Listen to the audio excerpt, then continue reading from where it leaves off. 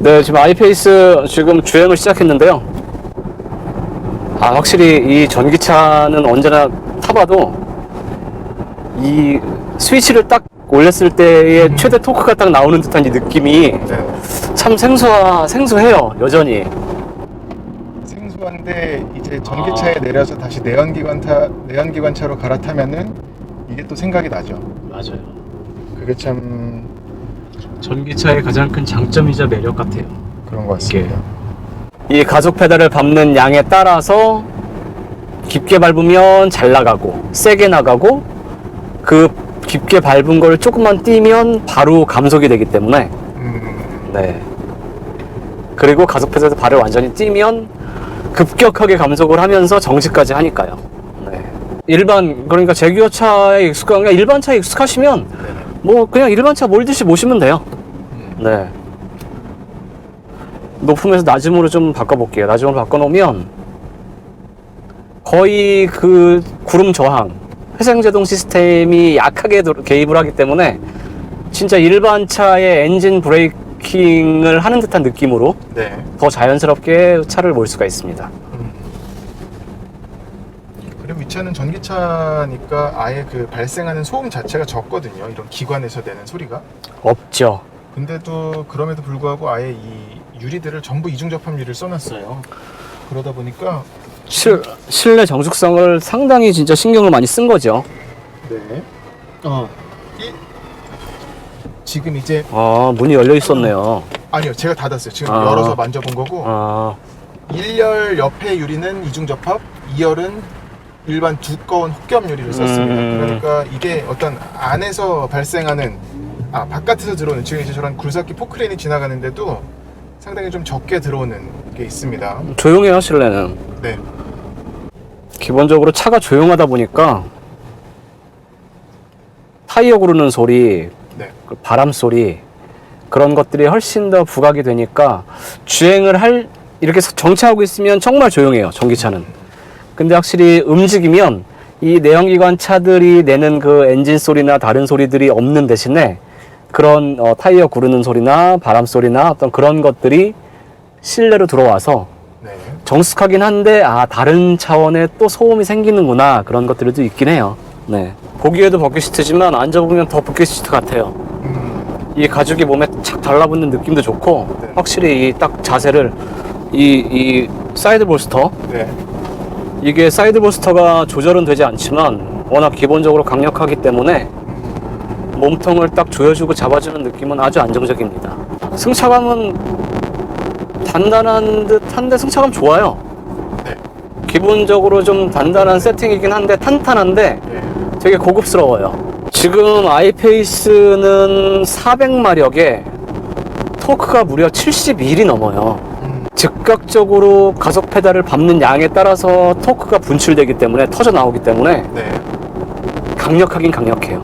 끈적끈적하게 정말 이게 치고 나가는 맛이 확실히 이게 전기차라서 가능한 이 느낌이에요. 저는 이 표현 되게 정확한 것 같아요. 끈적끈적한, 힘차게 폭발적으로 나가는데 끈적끈적한 게 동시에 있어요. 그래서 제로백도 보니까 4.8초, 정지에서 시속 100km까지 4.8초가 걸린다고 하더라고요.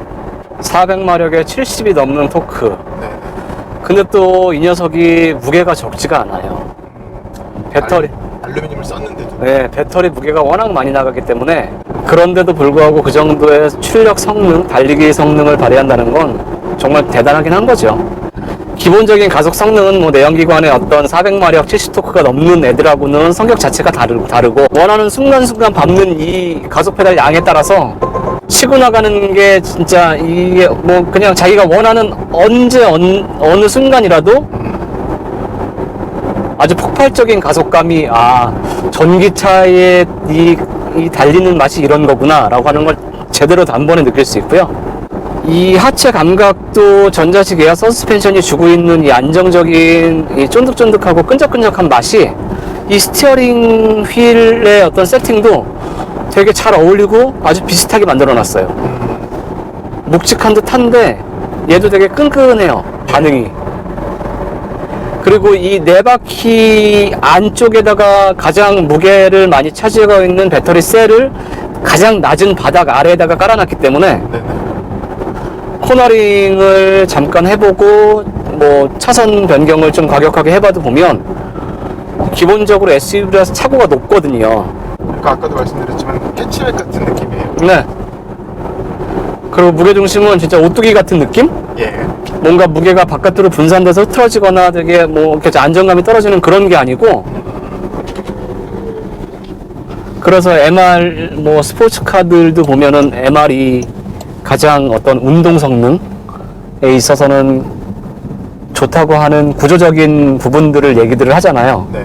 근데 전기차는 기본적으로 특히 아이페이스 같은 경우는 그렇게 무게 중심이, 얘는 배터리가 가장 무게를 차지하는 큰 부분인데 그게 가장 바닥 낮은 부분에 가운데에 몰려 있다 보니까 확실히 밸런스가, 그리고 이 녀석도 보니까 무게 중심이 앞뒤 무게 배분이 50대 50이더라고요. 정말 이상적인. 네.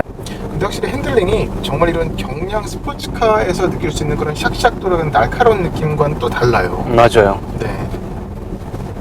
그러니까 묵직하면서 이런 선 굵은 느낌인데 그게 또 내 의도대로 잘 따라주는. 그러니까 얘가 기본적으로 무겁잖아요. 네. 차가 무거운데 무게 중심은 또 좋아. 그쵸? 그리고 앞뒤 무게 배분도 좋고요. 예. 게다가 토크가 상당히 시원시원하게 순간순간 나와버리고, 그러니까 참 이 전기차가 확실히 지금까지 기존에 우리가 경험했고 알고 있던 내연기관 차들이랑 네네. 그냥 이 사는 세계가, 존재하는 세계가 다른 것 같아요. 네.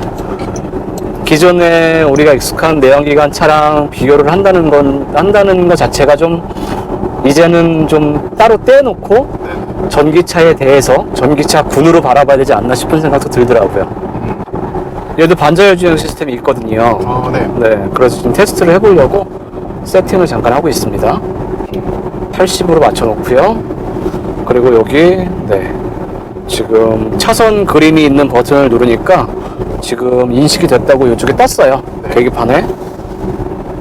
잠깐 핸들에서 손을 띄고 한번. 살짝 주행을 하죠. 네, 지금 살짝 코너인데요. 차선 인식도 안정적으로 잘하고 차선의 가운데를 안정적으로 잘 물고 가긴 하네요. 네.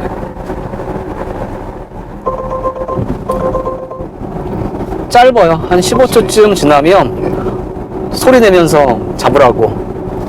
차선의 가운데를 안정적으로 물고 가는 느낌은 아주 좋네요. 그리고 얘는 아까도 저도 모르게 자꾸 이 시프트 패들이 있는 줄 알고 막 땡기는 손짓을 하더라고요. 근데 이 차가 달리다 보면은 회생제동을 물론 약하게 설정을 해놨기 때문에 그런 거긴 한데, 어떤 차의 스포티한 주행이 가능하다 보니까 차가 달리면서 자꾸 시프트 패드를 이용해서 우리가 마치 내연기관 스포츠카라든지 탈 적에 엔진 브레이크를 활용해서 좀 최대한 브레이크를 덜 쓰려고 노력할 때가 있잖아요. 그렇죠.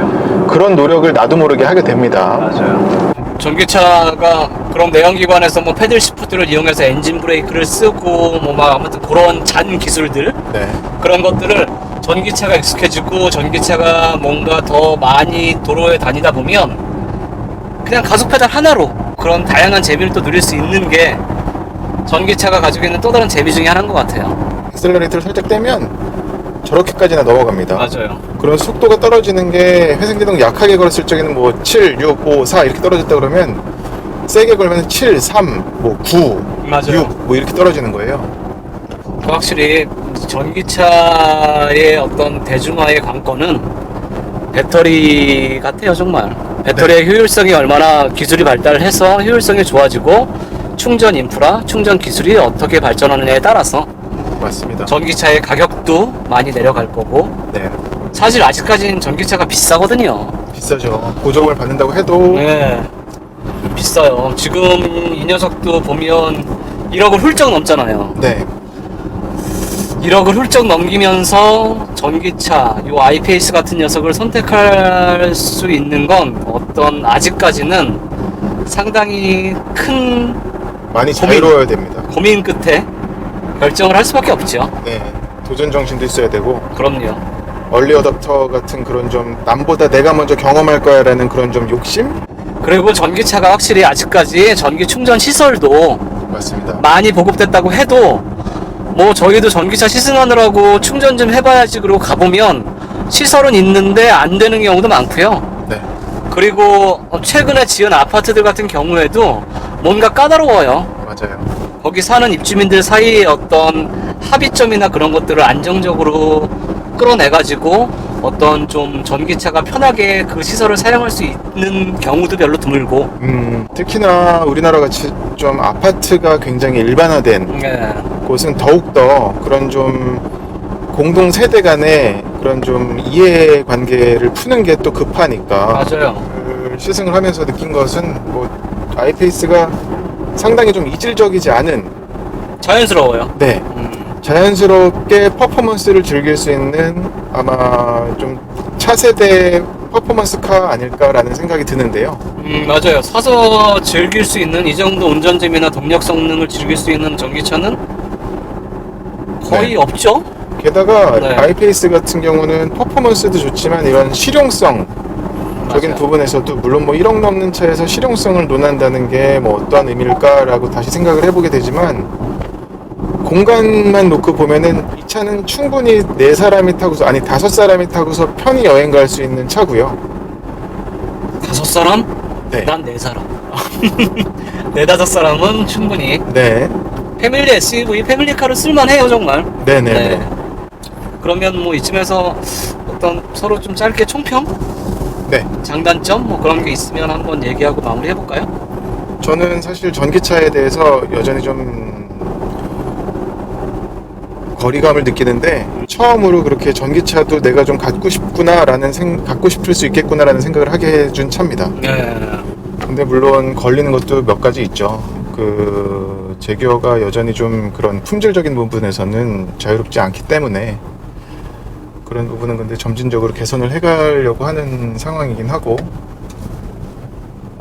그리고 또 1억 3천만 원 이 가격을 놓고 본다 그러면 시장에서 부딪히는 차들이 꽤 많아요. 그리고 그것과 또 보조금적인 문제. 근데 혹자들은 전기차는 일찍 택할수록 일찍 살수록 이득이라는 얘기들을 많이 합니다. 이게 맞아요. 보조금이 지금 계속 줄고 있거든요. 총평을 하자면 참 자연스럽게 전기 퍼포먼스를 느낄 수 있는 제규어 색깔이 제대로 배인 해치백스러운 SUV라고 할 수 있겠습니다. 네.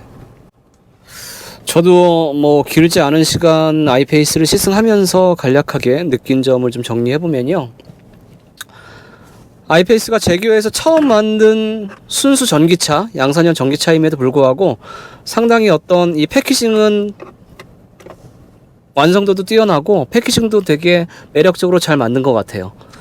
실용성이 기본적으로 좋고, 그리고 SUV라고 하지만 이게 어떤 크로스오버, 다양한 장르의 차들이 가지고 있는 매력을 이 제규어스럽게 잘 패키징을 해서 만든 것 같고요.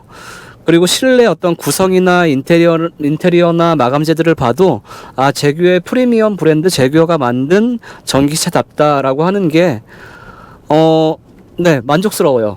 근데 뭐 겉모습 디자인이나 어떤 실내에서 우와 이게 전기차야 라고 하는 어떤 테슬라를 탔을 때의 어떤 그런 생경함, 그런 것들이 없는 게 좀 뭐 어떻게 보면 조금 아쉬울 수도 있지만, 오히려 그게 전기차지만 우리가 익숙해져 있고 익히 타고 있는 그런 일반 차와 크게 차이가 없기 때문에 더 자연스럽게 다가올 수 있는 또 장점이 될 수 있을 것 같아요.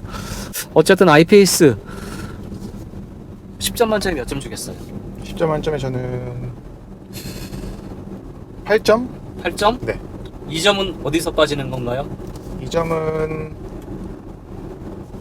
앞으로 더 잘하라는? 그렇죠. 저는 7점. 7점. 네. 너무 비싸요.